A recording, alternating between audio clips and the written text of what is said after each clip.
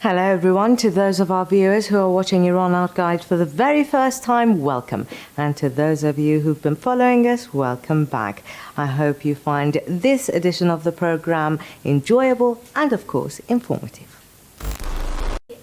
To get the ball rolling, I hope that this week too you will lend me your ears so that we can all listen to a story about Iran, a story from the past.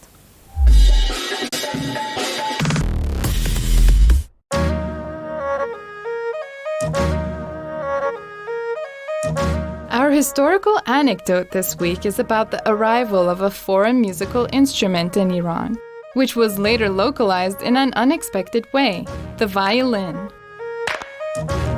The violin was brought to Iran during the Qajar period, probably by foreign teachers working in the Darul Funun school, established in 1851.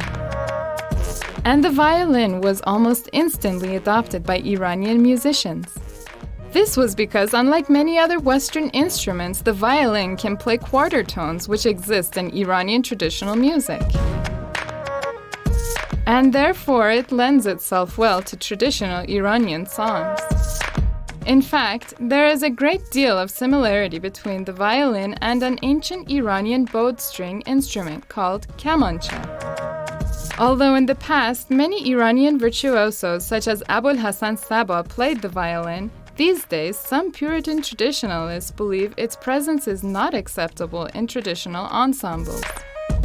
The instrument is currently used both by those who practice Western orchestral music and those who still use it to play traditional Iranian pieces.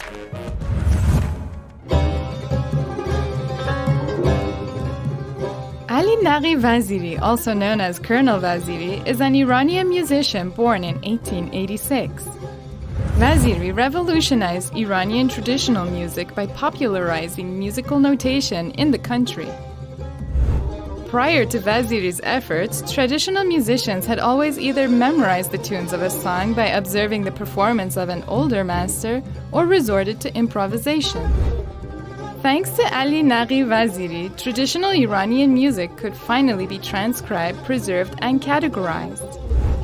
Vaziri himself had mastered the principles of musical notation during a visit to France and Germany circa 1918. After returning to Iran, he founded the country's first conservatory, where he trained legendary musicians such as Abul Hassan Saba and Ruhollah Khaledi. Iranian traditional music owes a lot to Ali Naghi Vaziri because if he had not attempted to keep a record of traditional Iranian modes, scales, and melodies in their entirety, many of them would be lost by now. Speaking of music, we're now going to talk to an artist who began his musical career by playing string instruments and then later went on to become a conductor. So welcome. It's very lovely to have you in the studio. Could you please tell the audience more about yourself? من خیلی ممنون اولا بابت دعوتتون و در مورد خودم اگه بخوام خیلی مختصر بگم من با موسیقی ایرانی شروع کردم. سازهای ایرانی با ساز تخصصی ستار، ساز دومم تنبور بوده و حالا باز برای اینکه کوتاهش بکنم با آقای سید محمد زنوری، جلال زلفنون، طاهر یارویسی و باقی اساتید کار کردم موسیقی ایرانی رو. Excuse me, just so the audience know who you're talking about. Who are these three people? آقای زنوری و آقای زلفنون که هر دو از نوازنده های برجسته ستار، البته آقای زنوری سازهای دیگه هم میزنن، نوازنده هستن هر دو.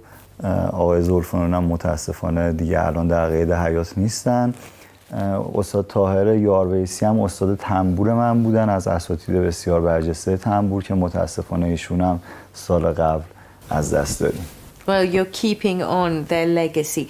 Tell me, how did you move from playing string instruments to becoming a conductor? البته قبل از اینکه من بخوام کار رهبری رو شروع بکنم در اصل آهنگسازی رو شروع کردم.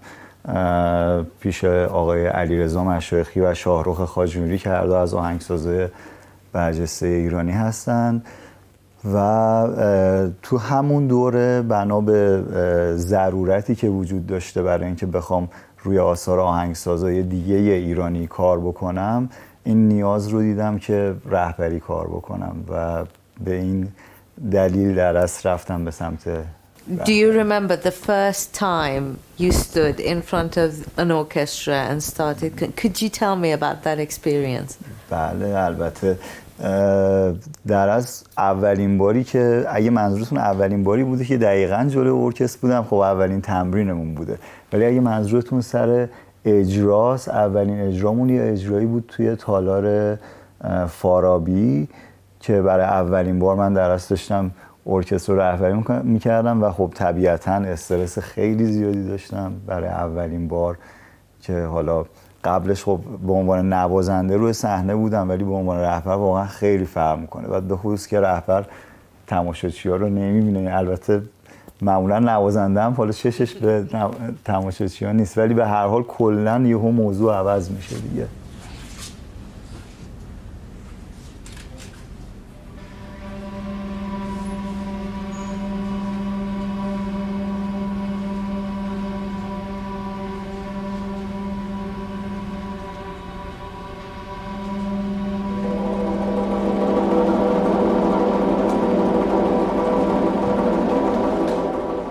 Obviously, you've got a lot of work under your belt. So let's talk about your experiences on the international level. به عنوان رهبر و نوازنده. Both, yes. من یکی از چیزهایی که برام در از دغدغه اصلیم بوده اجرای آثار آهنگسازای ایرانی بوده. حالا به چه دلیل؟ به این دلیل که خودم به عنوان آهنگساز توی ایران این ضعف رو همیشه می‌دیدم که ما تعداد خیلی کمی نوازنده یا بدتر از اون آنسامبل و ارکستر که دیگه تقریبا اصلا نداشتیم که آثار آهنگسازایی که توی این هیته از موسیقی کار میکنن رو اجرا بکنن، چون حالا سبک‌های دیگه متفاوته. ولی نوع کاری که ما میکردیم و میکنیم که حالا به عنوان موسیقی مدرن یا موسیقی معاصر شناخته میشه، خیلی کم این اتفاق میافتاد که آثار اجرا بشن. برای همین من خودم فکر کردم که شاید من بتونم هم آثار خودم و در کنارش آثار بقیه آهنگسازای ایرانی رو اجرا بکنم. از اول تمرکز خودم و همینطور گروهی که حالا من مدیر هنریش هستم، گروه موسیقی یاراوا رو گذاشتیم بر این اساس. بنابراین چه توی ایران چه خارج از ایران من سعی کردم که آثار آهنگسازهای ایرانی رو معرفی بکنم، حالا به هر شکلی، چه خودم شخصاً به عنوان نوازنده، چه به عنوان رهبر ارکستر و چه با ترکیب‌های دیگه. According to what you just mentioned, you've worked as a composer, as a conductor, as a leader of a musical group. So how do you analyze or assess the potentials of the music industry in Iran? میتونم بگم توی 10 سال اخیر یهوی چجوری بگم یه انفجار اصلا توی این سبک به وجود اومد به واسطه یک اینترنت، دو اینکه امکان مهاجرت برای تحصیل البته برای موزیسین های ایرانی خیلی راحت تر شده. به واسطه این دوتا مسئله خب خیلی رشد کرده توی 10 سال.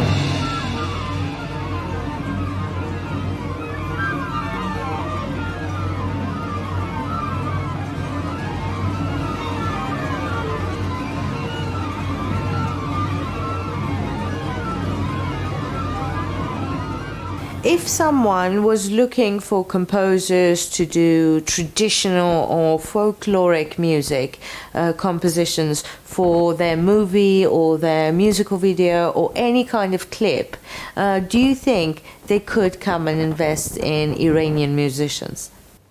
البته چرا که نه، حتما. به خصوص شاخه های دیگه از سبک‌های دیگه از موسیقی که الان خودتون هم اشاره کردین، مثل موسیقی فیلم به خصوص، اینا خب خیلی اصلا بازار کار دارن اصلا توی ایران و خیلی خوب و فعالن خیلی از شاخه‌های مختلف موسیقی. حالا نوع کاری که ما داریم انجام میدیم نمیشه گفت که حالا باز از این اصطلاح بخوام استفاده کنم که بگیم بازار کاری داره، نه واقعا نداره، چون این نوع موسیقی همه جای دنیا حمایت دولتی داره. یعنی چون مخاطب محدود داره، اینجوری نیست که شما کنسرت بدین مثلا از کنسرت بتونید درآمدزایی داشته باشید. به همین جهت حمایت میشه از طرف دولت‌ها و نهادهای فرهنگی و حتی اسپانسرهای خصوصی. ولی ما چون این امکانات رو توی ایران نداریم، توی زمینه شاخه فعالیت ما این امکان نیست. ولی توی سبک‌های دیگه‌ای که خودتون هم اشاره کردیم بهش، خب خیلی امکان فعالیت بیشتره و طبیعتاً به عنوان، اگر بخوایم مثلا به عنوان حتی یک شغل بهش نگاه بکنیم، آره حتما، به خصوص در زمینه موسیقی فیلم.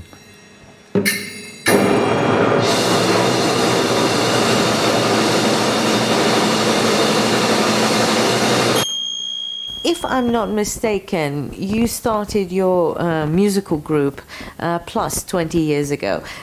Back then, could you have imagined that you would be where you are today?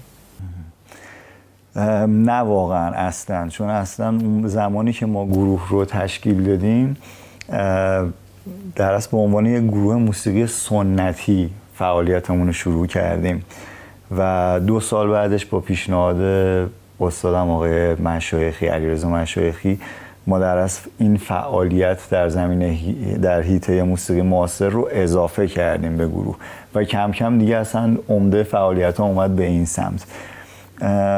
واقعا اون موقع ها من فکر نمی کردم بعد از 20 سال ما جایی باشیم که الان هستیم، به خصوص توی سالهای اخیر به واسطه تبادلات فرهنگی که حالا بین گروه موسیقی یاراوا و مراکز فرهنگی دیگه تو کشورهای دیگه بوده، یا حتی دانشگاه‌های موسیقی یا آنسامبل‌ها و گروه‌ها و نوازنده‌های مختلف از کشورهای مختلف، یه رشد و حرکت خیلی قابل توجهی داشته گروه توی این سالهای اخیر که برای من واقعا غیر قابل پیش بینی بوده اون سالهایی که شروع کردیم. Okay, what do you want your audience to feel when they listen to your work?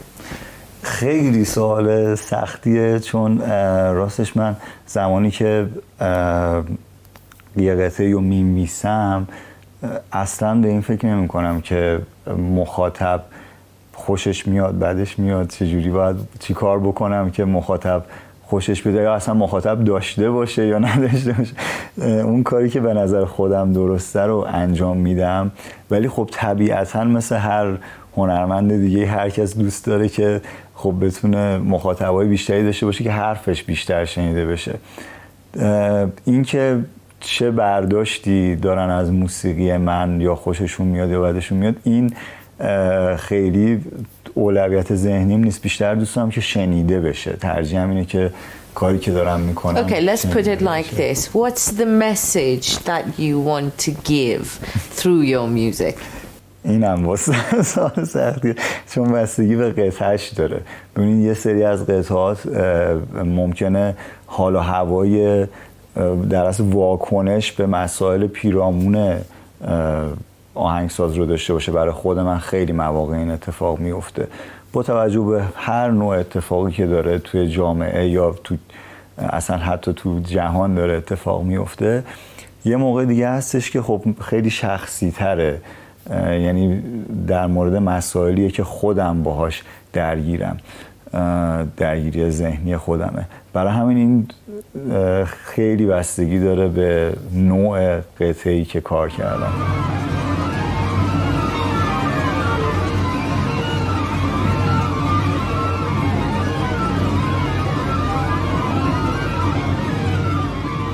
Obviously, you've got a lot of work under your belt. So let's talk about your experiences on the international level. اولین تجربه‌ای که در از گروه ما که طبیعتاً خود منم عضوی از اون بودم داشتیم با یک هنرمند خارج از ایران، در اصل برنامه بود در حیطه موسیقی الکترونیک با آقای یواخیم هاینز که ایشون هد موسیقی الکترونیک دانشگاه موسیقی هانوفر هستن.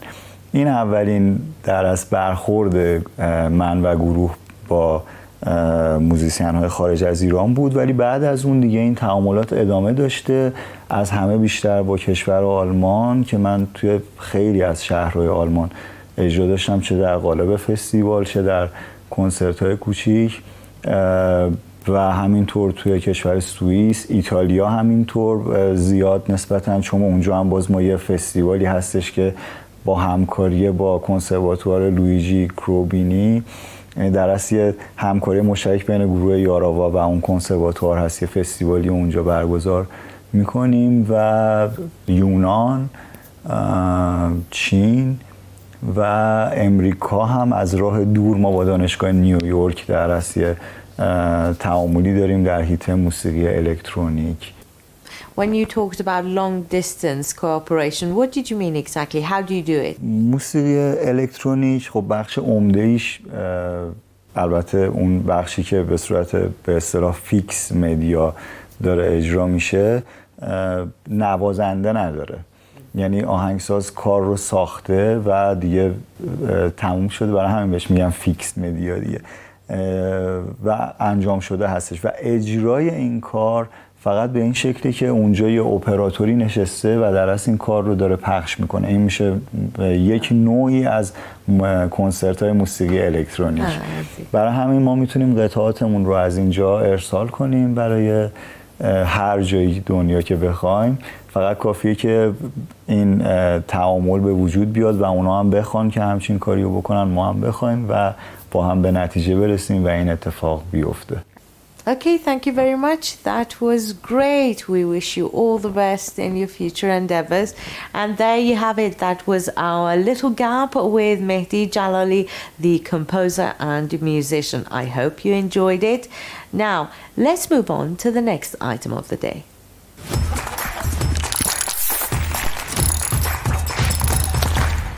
Ghulam Hossein Amirkhani, who was born in Iran in 1939, is a celebrated contemporary master calligrapher.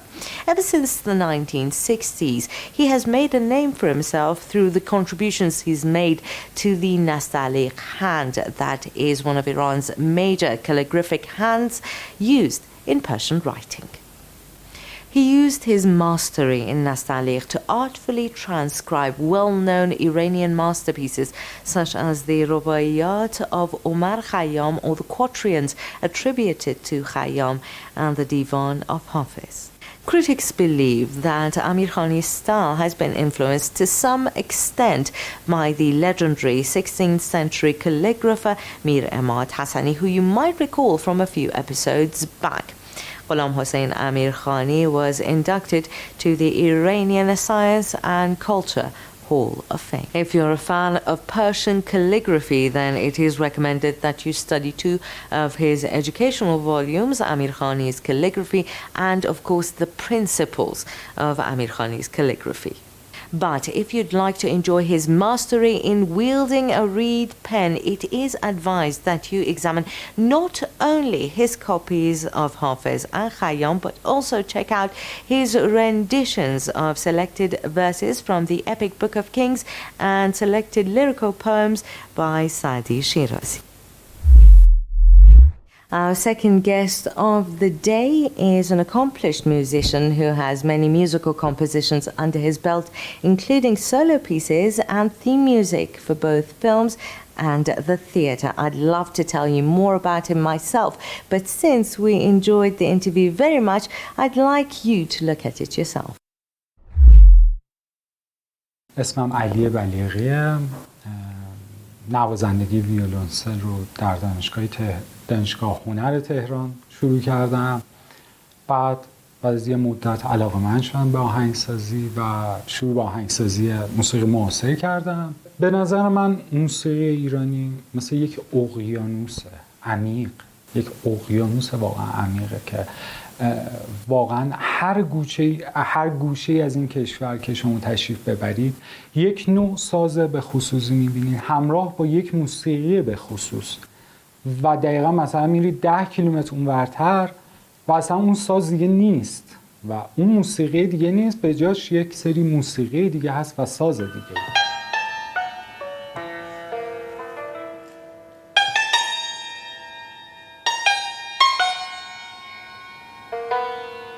یه قطعه‌ای نوشته بودم برای سنتور سولو و خب تو دومین جشنواره موسیقی معاصر تهران هم توسط خانم پونه زارعی اجرا شد و اجرای خیلی خوبی هم بود و خب این اولین تجربه من بود برای یک ساز ایرانی و خیلی هیجان انگیز بود برام و خوشبختانه یک استادی از دانشگاه سیبلیوس فنلاند اونجا حضور داشت و خیلی خوششون از قطعه به خاطر حالا اون روابط موسیقی بین ساز، نوازنده، محیط و خیلی چیزهای دیگه و دعوت کرد خانم زارعی رو به دانشگاه سیبلیوس و اونجا اجرا داشتن و در نهایت خانم زارعی در سرتاسر اروپا، یعنی طی همون سفر، به خاطر اینکه خب ویزای شنگن خیلی سخته دیگه، هم یه تیک رفت همه جا کنسرت اجرا کرد و این اولین حضور موسیقی من بود در خارج از ایران و بعدش خب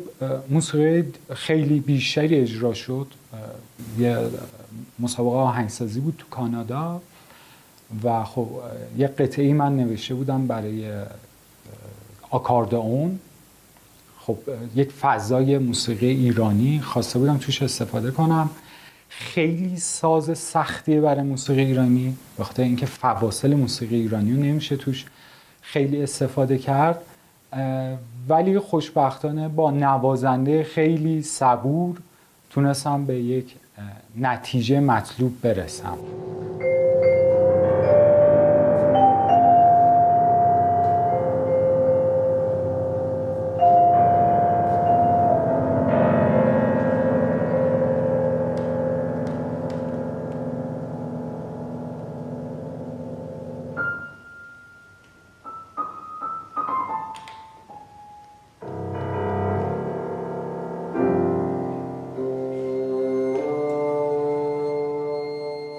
خیلی ها دیدم که بعد از اینکه کارشون اکسپت نمیشه موسیقی رو میبوسن میذارن کنار و میگن ما دیگه آهنگساز نمیشیم.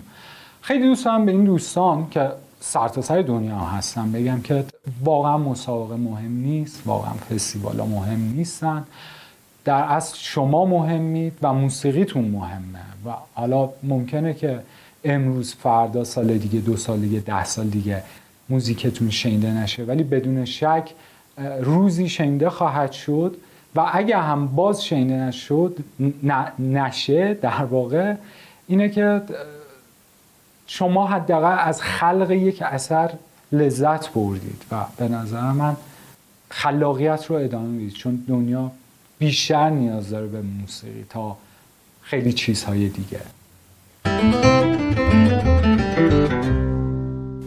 Every day is an opportunity to learn something new, to grow in our understanding of the world and those who dwell on it. To that end, here are some fun facts.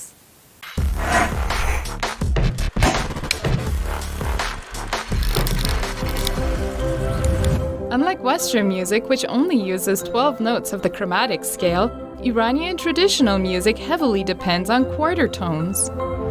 Due to the presence of quarter tones in traditional songs, they cannot be performed on unmodified Western instruments, with the violin being the only exception. Many Iranian melodies, scales, and modes are also present in the traditional music of Iran's neighboring countries, including Azerbaijan, Armenia, Iraq, and Pakistan. Although traditional music can be transcribed with Western notation these days, improvisation is still a very important part of traditional music. There is a very close relationship between traditional music and Iranian spiritualism and mysticism. And that's it for today's edition of Iran Art Guide. Thank you for staying with us until the very end of the program, and I hope to see you again next week. Till then, take care, God bless, and bye-bye.